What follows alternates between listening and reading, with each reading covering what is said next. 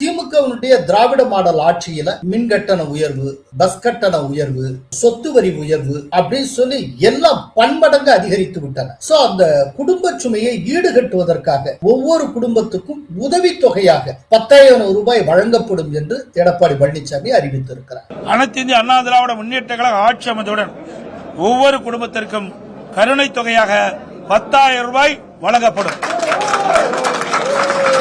ஆக்சுவலா ஒரு பெரிய மாஸ்டர் ஸ்ட்ரோக். திடீர்னு எடப்பாடி பழனிசாமி ரூபாய் 10,000 வழங்கப்படும் ஏன் அனௌன்ஸ் பண்ணோம்? அதாவது டாப் சர்க்கிள்ஸ்ல ரொம்ப தொடர்புடன் இருக்கக்கூடிய அந்த உள்வட்ட ஜேர்னலிஸ்ட் இருப்பாங்கல்ல, அவங்களுக்குள்ள ஒரு டாக்ஸ் கடந்த 2-3 நாளாவே போயிட்டு இருந்தது. ஸ்டாலின் இப்போ 5,000 ரூபாய் அனௌன்ஸ் பண்ணார் இல்லையா, அதோட இந்த தேர்தல் தேதியை அறிவிப்பதற்கு முன்பாக இன்னொரு 5,000 ஸ்டாலின் அறிவிக்க கூடும் அப்படிங்கிற ஒரு டாக்ஸ் போயிட்டு இருந்து. அப்பவே ஒரு சில ஜேர்னலிஸ்ட் எதிர்பார்த்தாங்க, ஒருவேளை ஸ்டாலின் அனௌன்ஸ் பண்றதுக்கு முன்னாலே ஏதேனும் ஒரு அனௌன்ஸ்மெண்ட் ஏடிஎம்கே சைட்ல வருமோ அப்படிலாம் எதிர்பார்த்து கொண்டிருந்தது.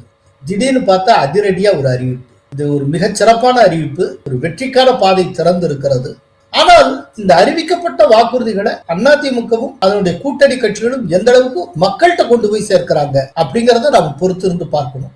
ஏன்னா வெகுஜன ஊடகத்துல, அதுவும் குறிப்பா காட்சி ஊடகத்துல ஏடிஎம்கேக்கோ பிஜேபிக்கோ தமிழ்நாட்டுல செல்வாக்கு கிடையாது.